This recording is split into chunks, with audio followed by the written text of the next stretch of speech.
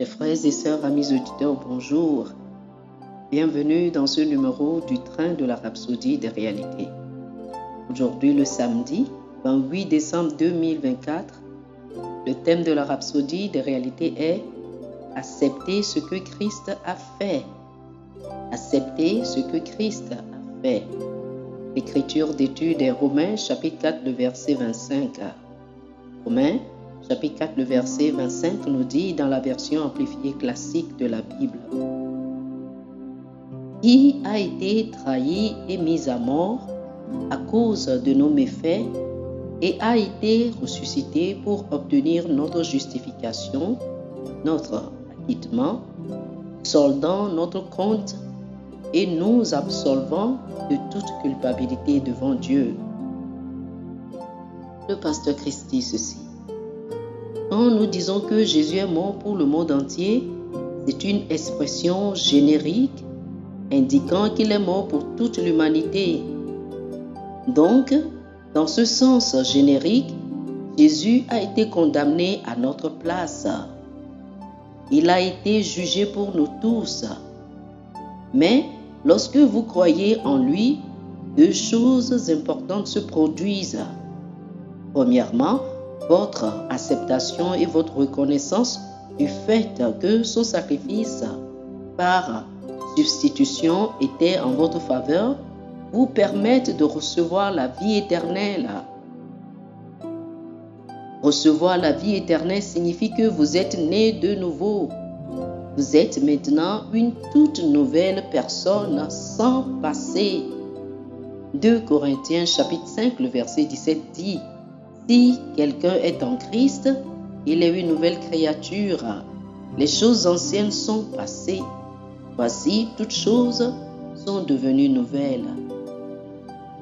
Alors, maintenant que vous êtes une nouvelle créature en Jésus-Christ, il est essentiel de comprendre que, dans le sens réel, Jésus n'est pas mort pour les péchés de ce nouvel homme en Christ, parce que la nouvelle vie que vous avez reçue lors de la nouvelle naissance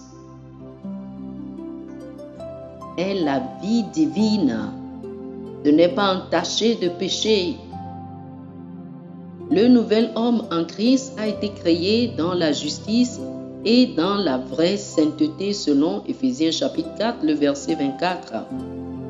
Colossiens chapitre 3, le verset 10 dit: et nous avons revêtu l'homme nouveau qui est renouvelé dans la connaissance à l'image de celui qui l'a créé.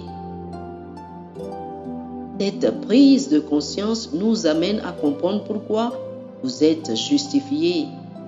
La Bible dit dans Romains chapitre 4, le verset 25: Jésus-Christ a été livré pour nos offenses, mais il a été ressuscité pour notre justification. Maintenant, étant justifiés, vous êtes en paix avec Dieu et êtes devenus la justice de Dieu en Jésus-Christ. Ceux qui ne comprennent pas cette vérité luttent quotidiennement, essayant d'être justes et de plaire à Dieu. Mais la clé est simplement d'accepter la vérité de ce que Jésus-Christ a fait et de vivre selon elle. Alléluia. Chers amis, je vous invite à faire cette prière avec nous. Dites ceci: cher Père, je te remercie pour le don de ma toute nouvelle vie en Christ. Je célèbre la vérité selon laquelle une nouvelle création en lui, avec des choses anciennes qui ont complètement disparu. J'accepte pleinement ma nouvelle identité et je vis dans la plénitude de la vie éternelle que tu m'as transmise. Je déclare que je suis justifié et habilité à vivre dans la droiture, libre de toute lutte passée, au nom de Jésus. Amen. Alléluia. Pour une étude approfondie, je vous invite à lire Galates chapitre 2, du verset 20 au verset 21, Romains chapitre 5, du verset 12 au verset 17, et 2 Corinthiens chapitre 5, le verset 17. Et enfin, Jean chapitre 10, le verset 10. Galates chapitre 2, les versets 20 et 21, Romains chapitre 5 du verset 12 au verset 17, 2 Corinthiens chapitre 5 le verset 17 et Jean chapitre 10 le verset 10. Que le Seigneur vous bénisse. Amen. Chers amis auditeurs, nous espérons que vous avez été bénis par ce dévotionnel. Nous vous invitons à faire de Jésus-Christ le Seigneur de votre vie. Si vous voulez recevoir le Seigneur Jésus comme le Seigneur et le Maître de votre vie, faites cette prière avec moi. Dites ceci après moi, s'il vous plaît. Ô Seigneur Dieu, je crois de tout mon cœur en Jésus-Christ, Fils du Dieu vivant. Je crois qu'il est mort pour moi et Dieu l'a ressuscité des morts. Je crois qu'il est vivant aujourd'hui. Je confesse de ma bouche que Jésus-Christ est le Seigneur de ma vie à partir d'aujourd'hui.